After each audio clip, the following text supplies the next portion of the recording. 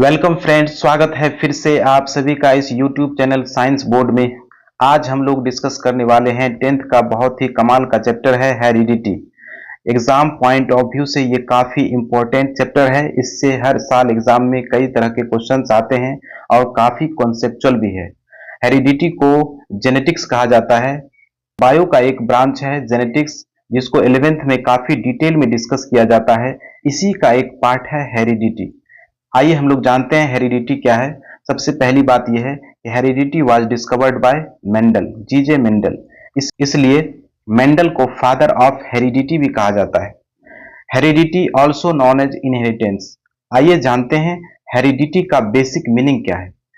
हम लोग जानते हैं कोई भी लिविंग ऑर्गेनिज्म, अगर प्लांट हो या एनिमल हो, कोई भी लिविंग ऑर्गेनिज्म है तो उसका कुछ अपना अपना कैरेक्टर है। अगर प्लांट की बात करें तो प्लांट में जैसे इसका टॉलनेस, लीफ का शेप, लीफ का कलर कैसा है, सीड का शेप, फ्लावर का कलर, या कोई भी कैरेक्टर जो इस प्लांट में मौजूद है। उसी तरह बहुत सारा कैरेक्टर है एनिमल के पास, जैसे skin colour, hair style, nose का शेप, ईयर का शेप, और भी बहुत सारा कैरेक्टर है जो इस एनिमल में प्रेजेंट है। तो जब इसका प्रोजेनी प्रोड्यूस होगा यानी ऑफ स्प्रिंग, रिप्रोडक्शन से जब ये एनिमल या प्लांट अपना प्रोजेनी प्रोड्यूस करता है तो इस प्रोजेनी में भी ये सारा कैरेक्टर एपियर होता है। अगर एनिमल है तो उसका भी कैरेक्टर एपियर होगा, अगर प्लांट है तो उसका भी कैरेक्टर एपियर होगा। तो ये जो ट्रांसफर ऑफ कैरेक्टर है प्रोजेनी में, इसी ट्रांसफर ऑफ कैरेक्टर के प्रोसेस को कहा जाता है हेरिडिटी। तो हेरिडिटी का ये बेसिक मीनिंग है, जब किसी ऑर्गेनिज्म का कैरेक्टर उसके प्रोजेनी में जिस प्रोसेस से ट्रांसफर होता है, इसी प्रोसेस को कहते हैं इनहेरिटेंस। एक और बात, अगर कैरेक्टर की बात करें तो जैसे कोई डिजीज है जो जेनेटिक है, यानी पेरेंट्स से उसके प्रोजेनी में ट्रांसफर होता है, तो ये भी इनहेरिटेंस कहलाता है। जैसे एक डिजीज है हीमोफीलिया। हीमोफीलिया एक ऐसा डिजीज है जो उसके पेरेंट्स से प्रोजेनी में ट्रांसफर होता है, तो ये भी एक हेरिडिटरी डिजीज है, इसलिए इसको जेनेटिक डिसऑर्डर कहा जाता है। तो कोई भी कैरेक्टर, चाहे पॉजिटिव कैरेक्टर हो या निगेटिव कैरेक्टर, जब इस प्रोजेनी में ट्रांसफर होगा, इसी प्रोसेस का नाम है इनहेरिटेंस। आइए हम लोग इसको और थोड़ा सा डिटेल में डिस्कस करते हैं। The process by which transfer of character occurs from parent to progeny through gene is known as heredity. Heredity का बेसिक मतलब यही है कि जब किसी पेरेंट का कैरेक्टर उसके प्रोजेनी में ट्रांसफर हो जाए, तब इस प्रोसेस को नाम देंगे हेरिडिटी। कैरेक्टर ट्रांसफर होता है जीन से।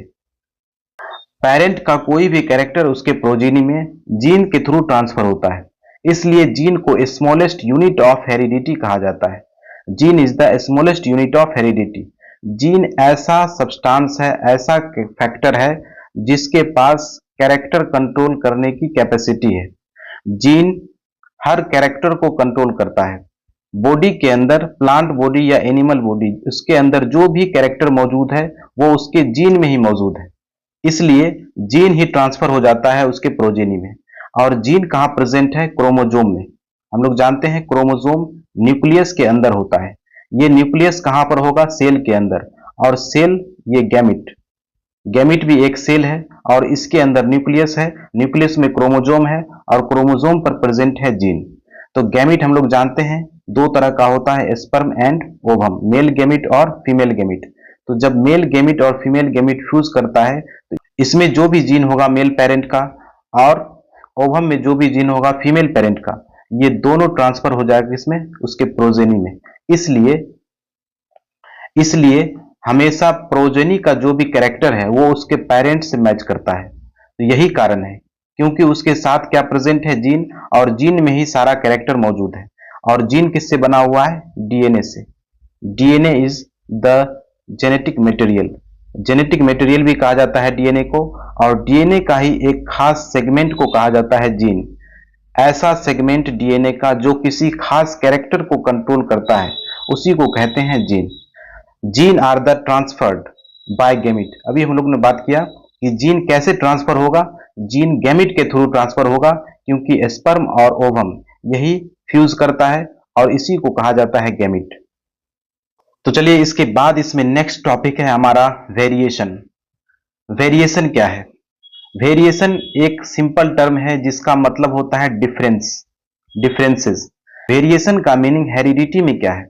द डिफरेंसेस इन कैरेक्टर्स और trait among the individuals of a species.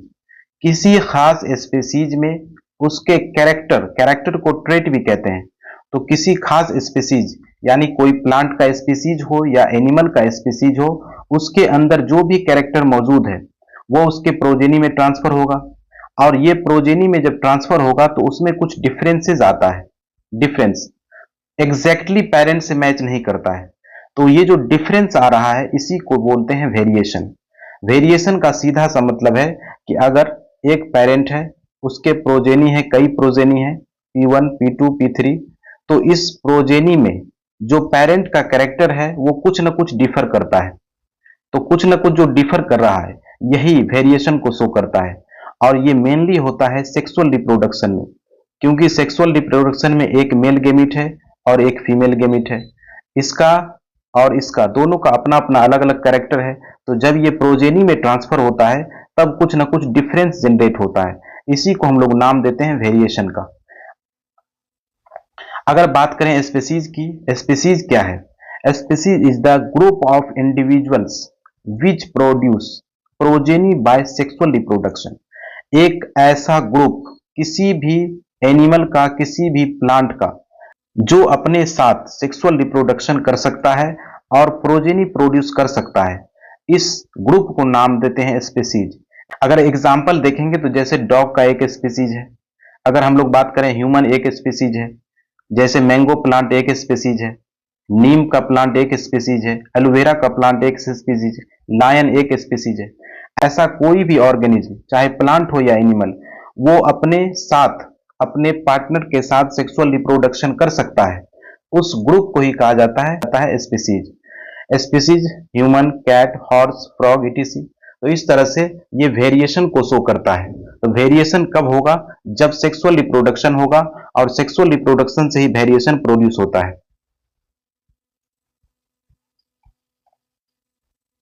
Variation की अगर बात करें तो variation it causes speciation and evolution.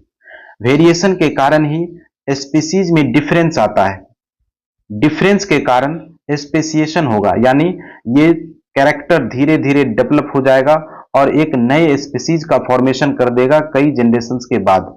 जैसे अगर ये कोई पेरेंट है और इसका कैरेक्टर प्रोजेनी में ट्रांसफर हुआ, इसमें कुछ डिफरेंस आया, फिर इसका कैरेक्टर उसके प्रोजेनी में ट्रांसफर होगा, उसमें कुछ डिफरेंस आएगा, फिर इसका कुछ कैरेक्टर उसके प्रोजेनी में ट्रांसफर होगा, उसमें कुछ डिफरेंस आएगा। इस तरह से जब बहुत सारे जनरेशंस के बाद एक नया प्रोजेनी बनेगा तो ये अपने पेरेंटल प्रोजेनी से बिल्कुल अलग होगा, क्योंकि धीरे धीरे यहाँ पर अकुमुलेट हुआ है वेरिएशन। वेरिएशन धीरे धीरे अकुमुलेट हो जाता है और ये एक नया स्पीसीज बना लेता है। तो वेरिएशन के कारण स्पेसिएशन होगा, यानी formation of new species, formation of new species, इसको कहा जाता है स्पेसिएशन। और हम लोग जानते हैं इवोल्यूशन के बारे में, ये एक किसी भी ऑर्गेनिज्म के अंदर, चाहे प्लांट हो या एनिमल, उसके अंदर धीरे धीरे एक ग्रेजुअल चेंज आता है जो उसके एनवायरमेंटल फैक्टर के अकॉर्डिंग आता है, तो इसको कहा जाता है इवोल्यूशन। वेरिएशन में एक और इंपॉर्टेंट चीज है जिसका नाम है accumulation of variation. Accumulation of variation का मतलब कैरेक्टर्स कंटिन्यूड इनहेरिटेड। जब एक पेरेंट का कैरेक्टर उसके प्रोजेनी से दूसरे, तीसरे, चौथे और कई जनरेशंस के बाद उसके प्रोजेनी में ट्रांसफर होगा तो वो दूसरे रूप में आएगा, दूसरे फॉर्म में आएगा, क्योंकि उसके प्रोजेनी में वो अकुमुलेट होता गया है, जमा होता गया है और एक ही बार डेवलप हुआ है, एक्सप्रेस हुआ है, तब इसको कहा जाता है अकुमुलेशन ऑफ वेरिएशन। जब कैरेक्टर्स कंटिन्यू इनहेरिट हो और ऑफस्प्रिंग में दिखाई देगा सेवरल जनरेशंस के बाद, यानी कई जनरेशंस के बाद वो अपीयर होता है, तब इसको कहा जाता है accumulation of variation. Develop new character, ये जो अकुमुलेशन ऑफ वेरिएशन है इसके कारण नया कैरेक्टर आएगा, इसलिए तो इसको कहा जाता है स्पेसिएशन, क्योंकि इसके कारण नया कैरेक्टर डेवलप हुआ है और ये नए स्पीसीज के फॉर्मेशन में हेल्प कर रहा है, इसलिए वेरिएशन को स्पेसिएशन का कारण माना गया है। वेरिएशन की बात करें अगर, तो variation increase the chance of survival of species into changing environment. Variation का ये काफी बेनिफिशियल इफेक्ट है, ये इंक्रीज करता है चांस ऑफ सर्वाइवल। अगर कोई प्लांट या एनिमल स्पीसीज वो चेंजिंग एनवायरमेंट में अपने आप को अगर सरवाइव नहीं कर रहा है तो वो धीरे धीरे उसका कैरेक्टर ट्रांसफर होता जाएगा, और धीरे धीरे जब उसका कैरेक्टर ट्रांसफर होगा उसके नेक्स्ट नेक्स्ट नेक्स्ट और सेवरल जनरेशंस के बाद उसमें एक नया कैरेक्टर डेवलप होता है अकोमुलेशन ऑफ वेरिएशन के कारण। अब ये स्पीसीज जो कि इस इन्वायरमेंट में सरवाइव नहीं कर पा रहा था, लेकिन सेवरल जनरेशंस के बाद जब उसमें नया कैरेक्टर डेवलप हुआ तब वो एडजस्ट हो चुका है उस इन्वायरमेंट के अकॉर्डिंग। तो इसलिए कहा जाता है कि increase the chance of survival of a species in the changing environment.